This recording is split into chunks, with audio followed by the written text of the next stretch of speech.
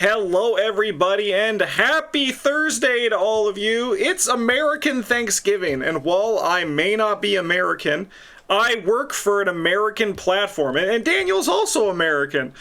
So we're going to be doing a Thanksgiving-themed list video today, and we're going to be talking about 6 things that we're thankful for related to Arkham Horror, the card game. Are you eating turkey today? We're recording this a bit early, but are you? Yeah, you're probably feasting today, aren't you? Hell yeah. Usually in the afternoon, not too late, kind of a family thing in the early afternoon. So Hell yeah. then you just like nap the rest of the day. It's a great time. Yeah, seems good. Seems good. And there's also football, right? There's football. Is that a thing? Sure. Is there? Yeah, it's not for you. I'm just going with the cliches that I know. I think I'm vaguely aware of happen on American Thanksgiving. There's like a parade and stuff like that in New York or something like that. Yeah, New York. Yeah, Macy's parade. Yeah. But turkey's the big thing. So Yeah, turkeys. Yeah, that's why it's there. Yeah, I don't got any turkey. I just got Christmas decorations behind me. All right. And the Halloween ones are gone. Okay. Yeah, Halloween's dead. It's my favorite month of the year. But now we're in Christmas, which I also dig with. So, all right. Cool. All right. Daniel, I'm gonna throw this one to you first for your thing that you're first thankful for, and it's something that we're both thankful for. So I'm gonna jump on this one as well. But you have Bloodright is here too. ARKHAM.build. Hey, and Bloodright. I'm thankful for Bloodright. So the things I picked here are kind of meta-y. I don't know what you picked for all of yours, but it's a good time for us to talk about like the community and the resources that we all use to make our lives easier, not just as content creators, but as players. And holy cow, ARKHAM.build, which I know people like every video that you post where you're using it, someone's asking, "Oh, what's that? It looks so cool." And ArkhamDB was great. It was a great resource for a very long time. Unfortunately, it's not really being maintained in a way that the game deserves. And there's a community that is still like working with the back end of the metadata there, because ARKHAM.build kind of shares some of that. But as far as in a timely manner, having new content being posted so people can build decks and look at cards and all of that, that's kind of why the creator of ARKHAM.build sort of stepped in and made a new platform. But it's actually more than that, right? The interface is slick. It changes a lot according to community feedback, and lots of new bells and whistles all the time. I've always thought about making some kind of a tutorial about how to use it, but that website changes its interface like every week, so I feel like it would be out of date immediately when I made a video. But it's so good. It's just so nice to have something that's fast and usable. There's a few things that are just like, because of this transition between ArkhamDB and ARKHAM.build, that it's like not quite there yet. I know a lot of people are not using it because it does not have an account associated with it, so you can't use multiple devices and have all of your decks still there unless you use ArkhamDB as a intermediary, essentially, which isn't ideal. But man, this is just such a much better website for thinking about the game, because it's really designed from the ground up by players of the game. ArkhamDB was kind of shared with Netrunner, I think, and Marvel Champions too, but yeah, I mean, this is where we're at. I know you love it. There was a bunch of like DBs. There was like Lord of the Rings DB. There was just like every FFG LCG had this DB associated with them. How many times can I just say letters in a sentence and people know what I'm talking about? But Arkham Build is incredible. It's like literally the best thing ever made for Arkham besides Arkham. Like it's insanely good. And if you are not using it, I'm a freaking stick in the mud. I will very rarely, if ever, transition into something new if what I have is working for me. But Arkham Build, when I just looked at it the first time, I was like, oh no, this is like leagues better than ArkhamDB. Like, I agree, ArkhamDB was good for what it was, but it pales in comparison to what Arkham Build, just for ease of use, for ability to look up cards. It doesn't load, guys. Like, it doesn't load. You never have to open up a new screen. You can just, like, stay on one screen and kind of just, like, flip. You have to flip between player and campaign cards, but guess what? When you flip between one and the other, it remembers what you were looking in the last one, which is also, like, crazy. Like just the ease of use and the capabilities of what it's capable of are huge. It changed my workload completely. Like back when I was doing the like expanded guides, it would take me like an hour or like an hour and a half, depending on the investigator, to edit those videos. With Arkham Build, when I transitioned later on in that, it got me down to 30 minutes. Like it changed the Wow. time like crazy, because you can just like you actually can just like put in the investigator that you're looking for, and then just like put in cycle by cycle, and you can just grab and take them as they go. It's like, it's incredible. You don't have to wait for anything. You don't have to, it's amazing. And this is a little bit specific for me, like when it comes to that kind of stuff, but for deck building, it's so much nicer. It's so much nicer too. And again, I think some of this is a nice time for us to talk about this, but the back end stuff is just so much better. The fact that we know we get the cards in there like as soon as they're announced, because the guy who's maintaining it, I mean, it's not just one person. There's other people who are doing some other work on it too, but it's so good that I think you like to say this, that God works quick, Yeah. but Arkham Build works faster, right? Yeah. It's amazing, especially during this time. And I know we have this very extended preview season, so like from now until next April potentially, right? There's a lot of updates, and the fact that we just, for reasons, that's not really our fault, but ArkhamDB just could not update on a regular basis. So people couldn't make new decks with these cards. And if they did, there was like a weird workaround. I'll talk about this maybe a bit in my second one, but there was like all kinds of weird things people were doing for proxying cards by like you throw up like a Lola Hayes deck or something. It's like, well, this is a new investigator. Let's just fill it out with with cards that they actually would be able to take. And then it would say like, you can't take this, or you're not following Lola's deck building requirements. Like, don't have to worry about that anymore. It was not a great thing in the first place, and this is just, we know it works from day one.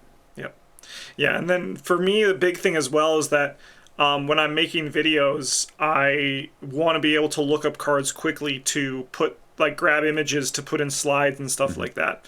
And there was a point when ArkhamDB just stopped putting in cards. Like, there was just like, I think there was that thing where it's like when FFG stopped giving them the stamped scans, it seems like they kind of just put their hands up and said, well, there's nothing we can do.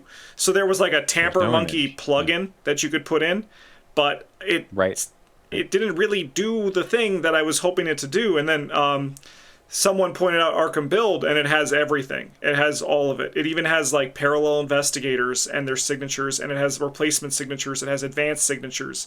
It has all of it. It has like, I think it's a little bit slower going to get like some of the encounter card stuff in, but they're all there too. So it's like perfect for me to find cards, and they're all high quality scans as well, which is super high. And in multiple languages. So yes. Yeah, and there's so much customization. You can choose the order for how cards are displayed as well. I remember we were doing a video, and I opened up the customization to change the sorting for the video that would work better. And Travis was like, wow, that's crazy that this can do that. It can do it all.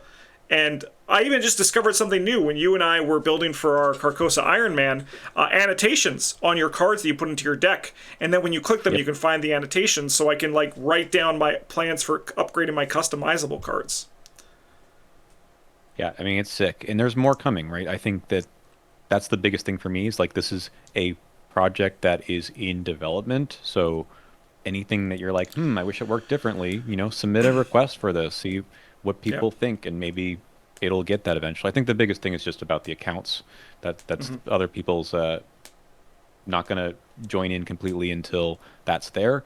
I suspect it will happen. I think sooner rather than later, people will, cut off ArkhamDB, because it's just kind of dead at this point. Yes, yeah. All right, yeah, Arkham Build's good. Use it, everybody. Everyone, it's very good. All right, my first thing that I'm thankful here for Thanksgiving is a pretty simple one. It's just the new core set and the rebalancing of the classes.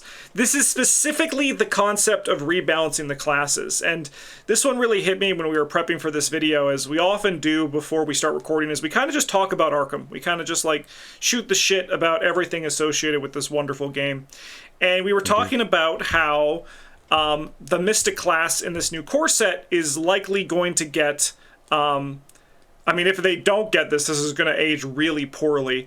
But they're going to get like a damage and a spell asset, and then like Yeah. hopefully in a perfect world, they're upgraded versions.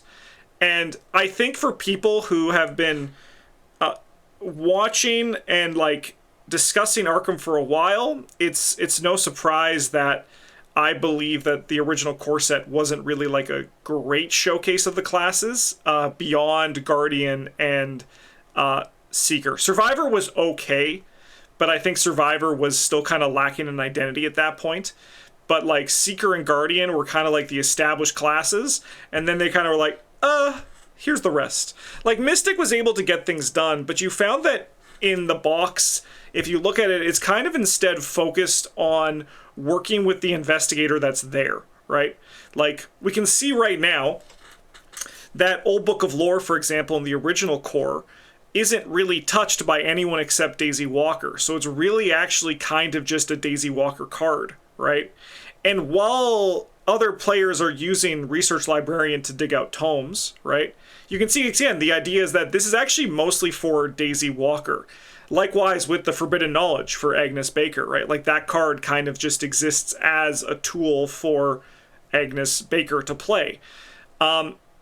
So beyond that, it's kind of just like dead cards that exist. But I think that with this new core set, even though some people may disagree, the balance is a lot more flat among all these these classes and the cards that we've been seeing. And I think they work a lot better just generically going forward for these classes.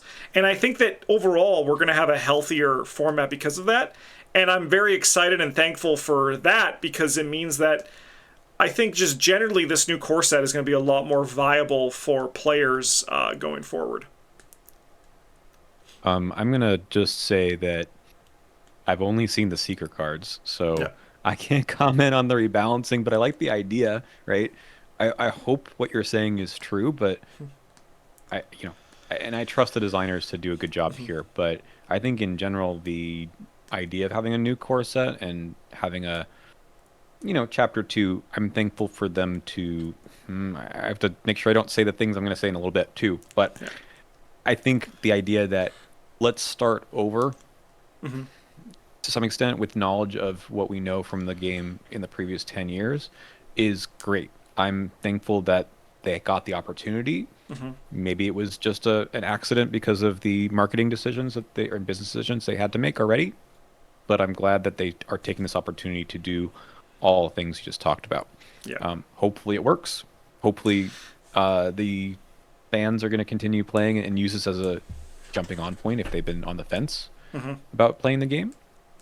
And yeah, I think it's good for us to turn the page Yep. and see what they can do going forward. Because Yep. so far, yeah, you're right. I like what they've done. Yeah, a lot of mine is extrapolating for how they did Seeker to like how the Seeker class looked, and I'm kind of just like hand waving that over all the other classes to assume it's the same. But I do think that Seeker, even though people might say Mystic and Rogue would be more important, I actually think Seeker was the most important for how they balanced it. And I see some people like pointing at Magnifying Glass as being bad that it's still here. But if you think about it, Magnifying Glass is a lot less lethal when the core investigator only has 4 book, right? And alternatively, they've also given actual viable choices for your hand slots in the core set. It's not just old book of lore, which no one except Daisy or Mandy use, or medical texts, which nobody uses, right? So I think this is a good showcase, and I'm assuming it's going to carry over the rest because maybe I have faith when I shouldn't, but I do think that the new design team is going to carry this into the rest of the classes as well. I also, just to add to this, why I'm biting my tongue in general, because I like to see the bigger picture before, I know everything, but I also want to see the campaign. What Yeah. are the new encounter cards going to be like? Because the player cards are only one part of that story. They're only as effective as the campaign allows them to. The encounter Yeah. cards allow them to. So maybe another way that they are changing or balancing the classes is about what the game asks you to do, right? So if, I don't know, magically everything has one more shroud than usual, and that's how they're balancing things like Magnifying Glass. I don't know, we might have a different discussion in the future, but it could even be the case for Mystics.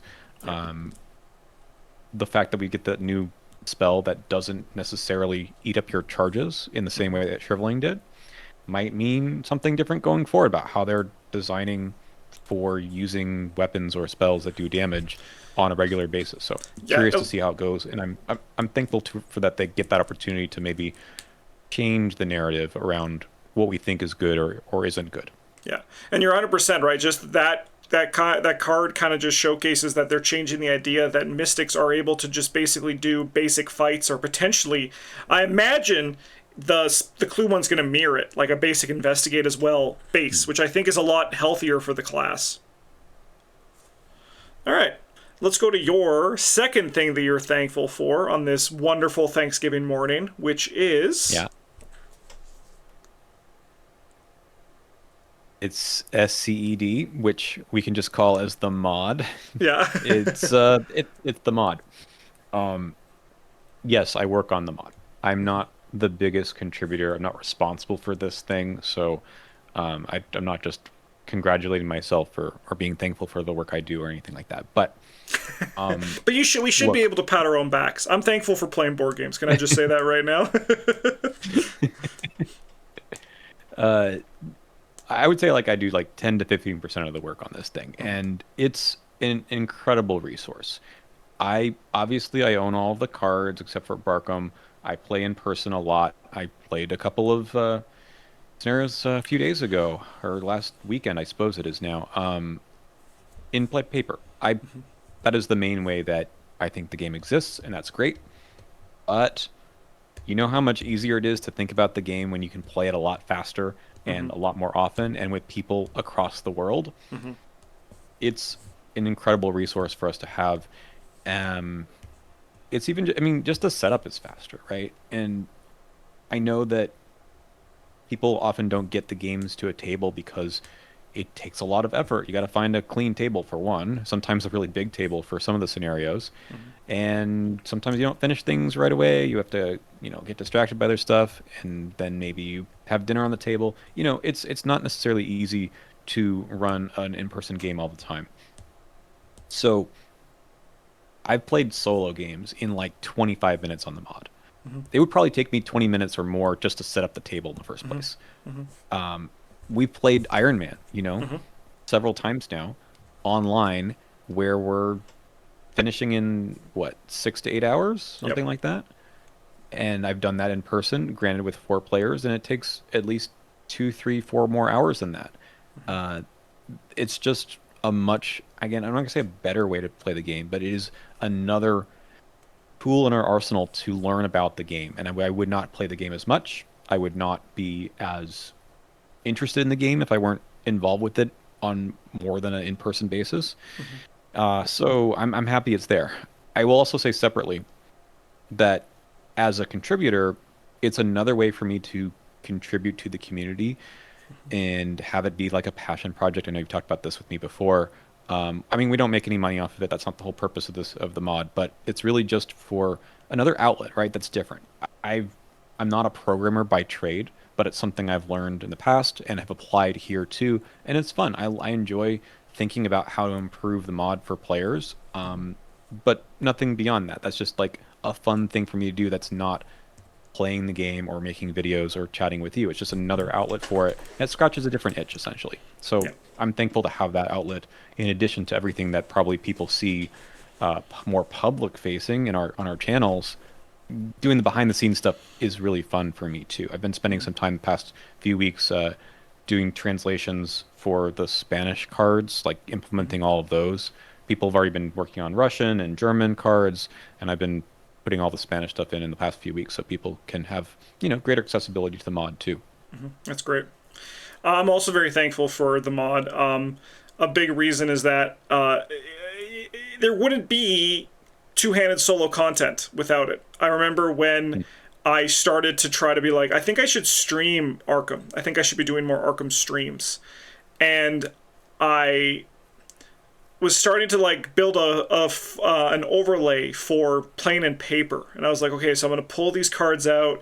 I have all this stuff, all that I need to look for, and then someone was like pointed me towards the mod, and I was like, You know what? I think I'm going to try this out to see if it works, because recording two-handed solo in paper is not my cup of tea. It's not like the way to do it. I don't want to have to pick up one hand, put it down, pick up the other, right? Like, that's not really the vibe that I personally like to play with when I'm coming with paper.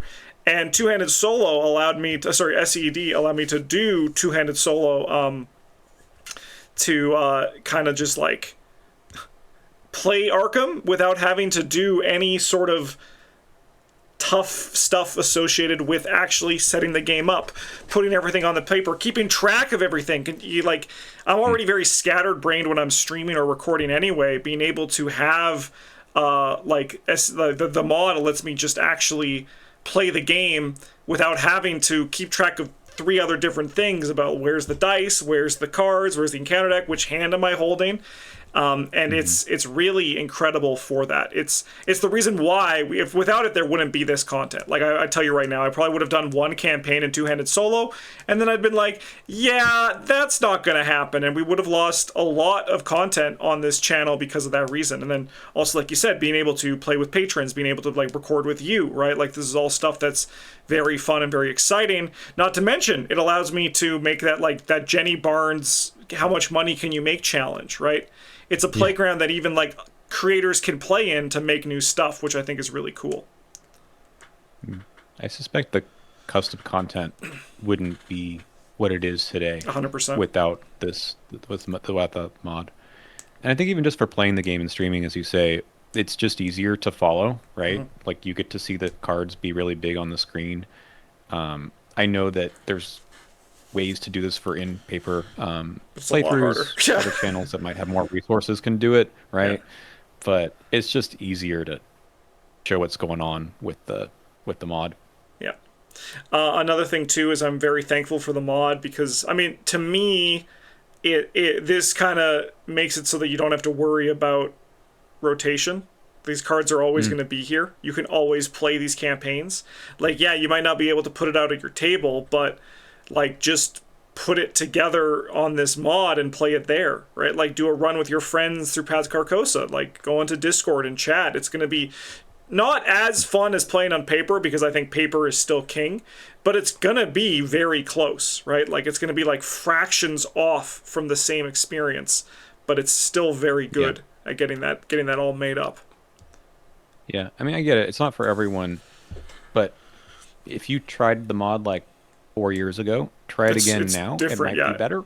Yeah, it's very different. It also, like, I remember my biggest complaint was that it had to load in too much stuff, and that was solved like 3 years ago at this point. Yeah, maybe even 4 years ago. Time's crazy. Yeah. And then I guess I should just sort of mention, like, look, I'm thankful that we have the mod. It exists in the way that it does, and I think the designers and the game in general wouldn't, it also is thankful for this, because it probably, the content and the game itself, the health of the game, would not be what it is without this. And I don't really want necessarily an official digital product. No. I think it would be very different. Yeah, I think read worse. I think it would be worse. I think it would actually be outright bad, in my opinion, compared to what we have already. Because there's 2 reasons why. Like, but the biggest one really is it's still a tabletop simulator game. You are still interacting with cards in the way that is kind of intended in paper. So I like that it is still like that. It's not something that every particular reaction window has to be automated, where it's like, hey, would you like to activate these 5 different things that are on your playmat? Like, no, just let the players have control over this still. Yeah, it's a good example of this would be that Ancestral Knowledge card that lets you commit, like, look at the top 3 cards of your deck for a skill to commit. If you were playing with like an automated digital system that wasn't a sandbox style like Tabletop Simulator, every test that would exist, it would be like, hello, would you like to do this? And yeah, there's shortcuts. Like Magic the Gathering Online has a lot of stuff that's like right-click, yield to all triggers, but that's an Excel spreadsheet simulator, right? Like, they want something that they can't have with an Arkham Horror like digital version. I'm sorry, your expectations are too high. It's it ain't gonna happen the way that you want to happen, and the way that it does happen is gonna be pretty bad if it does happen. Could you imagine if there was a little clippy that popped up and it's like, it Yeah. looks like you're, it looks like you're doing a skill test. Would Yeah. you like to spend resources on your hyper awareness? Yeah. No. Yeah, please stop. It would. It would. That's the thing, though. It would, because at the table you are controlling your own triggers, right? And there's a lot in this game that is kind of just hand waved, with people assuming, that they're not going to like trigger. They're only going to trigger these triggers when they want to. But if it was automated to have all these triggers actually happen, it would be a nightmare. You would stop playing the game. I promise you that. All right. All right. Let's go to my number 2 here, and this one's nice and easy. It's the auto fail token. Oh, This nice. this one's kind of here is just like the difficulty, right? Like that this game can be hard, and I feel like I enjoy the game when it's hard. And I think the autofail token is kind of like the representative of that. Like you could also replace this with Ancient Evils, right? Like I'm very thankful for Ancient Evils. Two things that a lot of people say they wish were not in the game, but I promise you the game would be a lot worse without the autofail token, and to a lesser extent Ancient Evils. But the autofail token represents the fact that nothing is certain, right? And that is kind of like the most important thing. There are games, like for example, Earthborn Rangers, which doesn't have an autofail style effect to it. It has its threat hit the players in certain ways, but in different ways rather. But the important thing about what the autofail token represents is in Arkham, it is the lack of certainty. So you can't just like get a number high enough and then never lose the game. That would be incredibly boring, very dull, and I promise you, you wouldn't be playing the game today if that was the case. If the auto failed, like, I don't want to be hyperbolic here, but I actually think that the reason people play this game and are still playing this game today, a big factor of that is because of the auto fail token mechanic. Even if people are saying online that they think the game would be better without it, I think that you're wrong, and that you're actually like you don't know exactly what you're talking about. Politely, respectfully, I think that you're kind of like missing something here. I think like we talked about this previously, you and I, actually, how like the autofail token, I think it would hurt less if the Elder Sign tokens were always better, right? Like if the Elder Sign tokens were always like a really good effect, right? I think like that's kind of like where kind of the disconnect happens, where the autofail token feels so bad, but the Elder Sign tokens can sometimes feel just okay. But that's not the autofail token's fault. This is like the important piece to the game to make sure that it stays difficult, it stays compelling, and it stays fun. Do you think that the Elder Sign abilities in Chapter 2 are going to be better, like we saw with Joe Diamond? I think so. I hope so. I hope so. I think they should be. I think like I think the designing the Elder Sign tokens for investigators is a very fun part of the designing of investigators. And I would hope that like they like I don't want them to just be like blanket hand wave like super like similar, but I think they should all be better because Joe Diamond's is essentially Father Mateo's, just only half of it, right?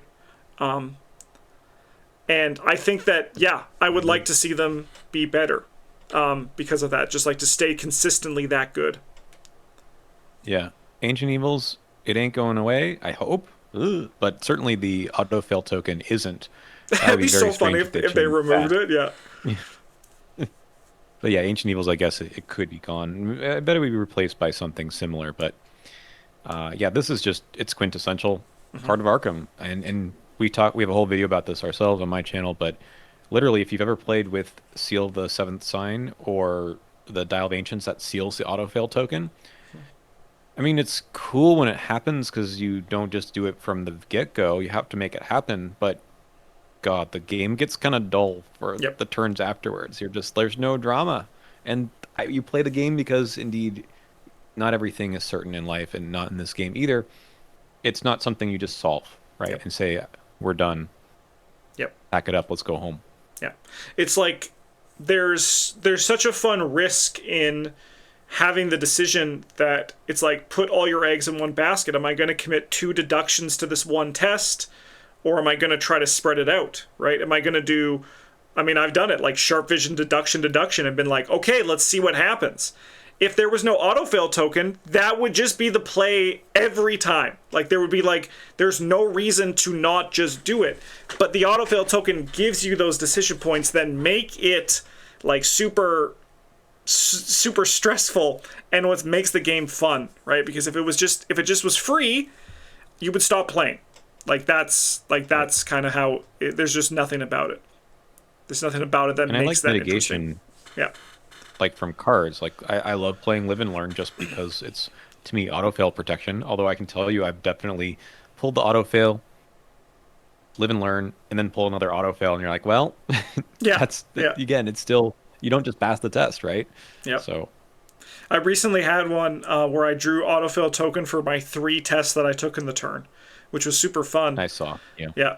Yeah. And then I even had, like, the autofill token tells stories. Like, when I was like, I'm going to try this lockpick 0 and see how long it lasts. And for both of them, I drew the autofill token on the first test of it. And I was like, okay. I mean, but like, that's the thing. The autofill token tells stories, right? Like, it makes the game actually interesting. So funny too, because I mean, this is a different thing, but I love the game so much for our own experiences cloud so much of our evaluation. The more we play, the less that's an issue. But you know, you can. I went through an entire campaign losing lockpick 0 once. Yeah. And what did you do? The first test, it was gone. Yeah, lost them both twice. It's just it's that variance that makes it fun. And me and chemistry set, I think, have a similar relationship. Yeah. Yeah. All right. Anyway, yeah.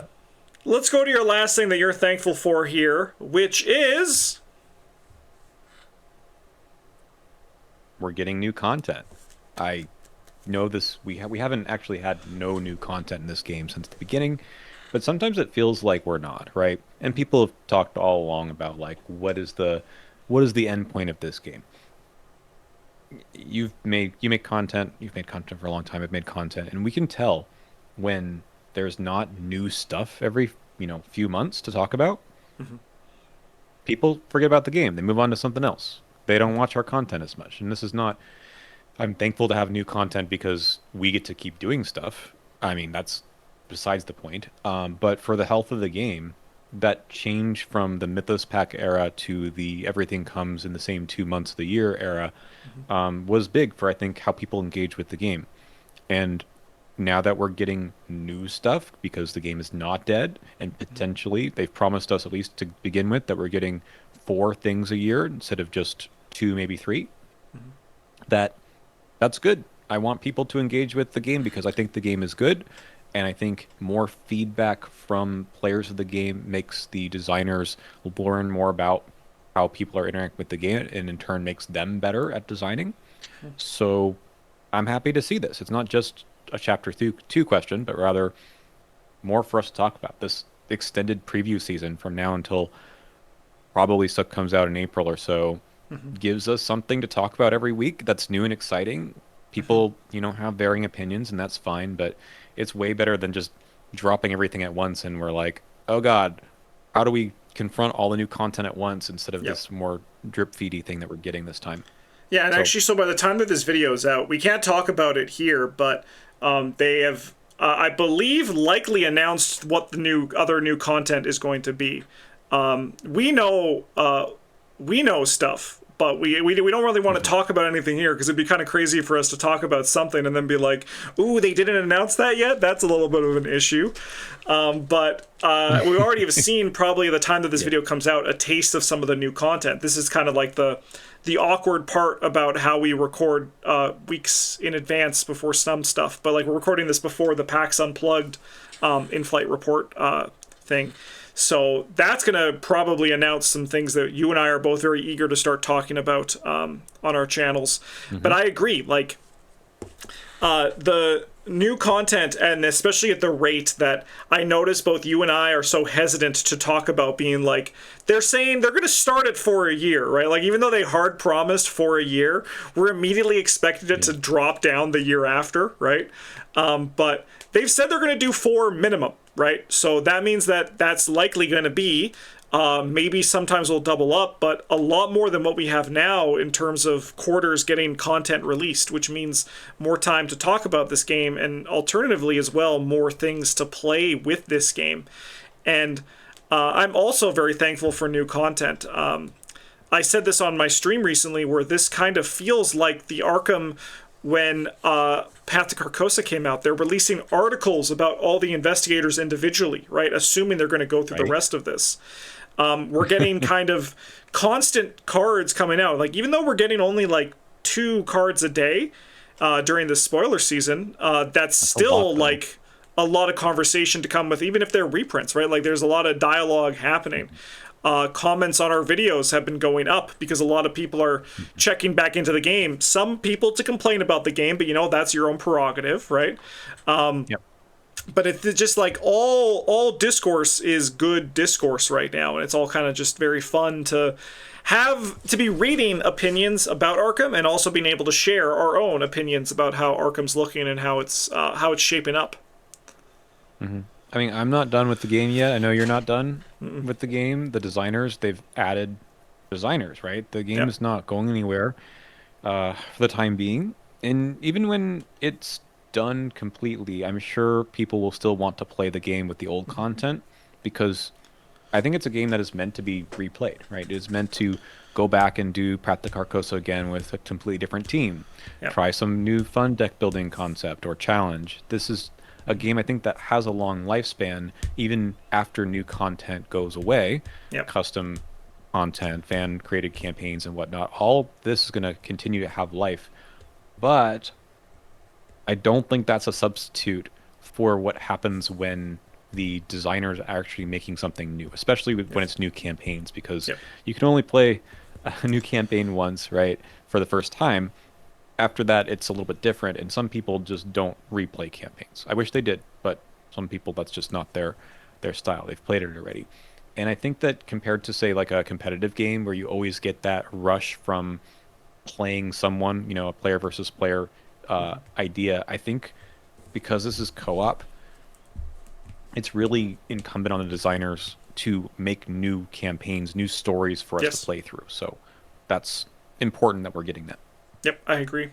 And I hope that in this new format they're a little bit more experimental and not just do the usual stuff that they've always done. I don't think we need to see like a big box campaign. I think the idea of doing a year with 2 small box campaigns can also be a very good thing. I think they should get experimental. They should try new stuff, right? I think because they have less of a burden to, this is something that I've talked about, because there's less of a burden to print old content, they can start taking risks and being like, okay, this expansion didn't sell as well, but that's okay because we don't need to also stock Dunwich, Carcosa, Forgotten Age, Circle Undone, Dream Eaters, Innsmouth, Edge of the Earth, right? Like, that's going to change things because there's less baggage needed. They can start trying out things that are, I think, a little bit different than what we're used to. And if they have more campaign releases, especially per year, then you're not waiting 12 to 14 months for the next one. If something doesn't hit or land as well as you hoped, or people just don't like it as much, well, there's a new campaign in another 4 months. So try that one. Yeah, one thing I hope, I heard whispers that there was like, when they were hiring the new designers, there was implications that they would hire like designers for like a scenario or like some cards to be like, hey, can you come help us work on this one? Like they did with Axolotl. He was part of the Midwinter Gala design team, right? I think that is also such a good way to go forward with this, right? To be like, hey, like you're going to help us work on this project because we are working on so much more. And I think that's such like a designer for hire is a good way to also then get like, you know, content like game design experience actually officially on a resume. But yeah, I mean, that's how Nick got into the team anyway, right? Making Excelsior Hotel, right? Yeah. And I feel like also to go with what you're saying about like where this game goes, like I think there's no signs that the game is going to die anytime soon. I think at this point now, if people are saying that, they're depressed and they need to go talk to a therapist if they still think that with all the signs that this is ending. But it's if when the game does go, I'm confident that like this game will live on even beyond it. Like I know if I would be a leading charge to make a continuing like community design to be like here is like what they have with like Netrunner and all that. Right. But I think that we don't even need to think about that right now because the game is showing that there is a lot of life left. All right. One last thing I'm thankful for, and that's Daniel and all the other content creators I've worked with. I am kind of a hermit crab where I can kind of just like do my own thing. I'll just stay in my shell and work on my own stuff. But a few years ago, Daniel reached out to be like, hey, we should do a campaign together. And now him and I record like every week, right? For some context for this thing. Like we're always like recording. And it's honestly made my Arkham experience better. So thank you to you, Daniel. Also to Beard. Working on cards together has been incredible. I've had so much fun realizing that I was making a mistake designing campaigns when player cards is actually where my brain really enjoys content creation, like custom cards. And then also recently, I mean, I've reached out to like Derby K when we do the theme weeks. I've been starting to do stuff with Head Librarian Chad. It's very, very fun. But one thing I will say, with all this, I'm still a hermit crab. So if you're a content creator, your best bet is to reach out to me, not the other way around. I will just say that. But I've been enjoying doing this more. And Daniel's kind of like the spark that instigated all this. So thank you, Daniel, and thank you to everyone else who have also worked with throughout all this Arkham content creation as well. Well, now I feel like a jerk not putting you on my list. That's okay. I'm a piece of dirt. I don't deserve to be on your list. No, I appreciate that, Justin. You know, I took a stab in the dark to say like, hey, can I collaborate with you a bit in a few years back? And I think we should do this at some point, just a little bit of a retrospective of some of the fun decks that we've played together, because for the most part, we're playing some wild theme ideas or some challenge runs, and that's fun. It's really fun. But obviously, I'm thankful for you to have me on your channel on a fairly regular basis now. I think it's crazy, like how often I've been on the channel last year, especially. And I learned this game through watching PBG, so to see me up there now is a privilege. So I really appreciate that. Hell yeah. Hell yeah. But the community in general has been great, and it's nice to know the other creators and to talk about this from, we read commenters, we read Reddit, and there's some people out there who have some very knee-jerk reactions about stuff happening. And it's just fun sometimes to talk to everyone and be like, okay, you have a head on your shoulders that is more similar to mine. Let's just talk through some of these things and make sure we're all on the same page, because we're not alone, right? We really aren't. As much as you might be a hermit crab, it's nice not being alone thinking about the game in many ways. We have differences of opinion on stuff, but not in the sort of crazy ways that we sometimes read about. Yeah, 100%. All right, well, everybody, that was our Thanksgiving list video. If you want to let me know in the comments things you're thankful for in Arkham, I would love to read and interact. And then also, I think it's only fair to say that I'm sure this is, hopefully I'm not putting words in your mouth here. I'm sure I'm not. We're also thankful for our viewers. They're all awesome people that we love your guys' support on our channel. And as well, I also am thankful for the patrons. I have to do the usual, like the patron pitch at the end of this episode.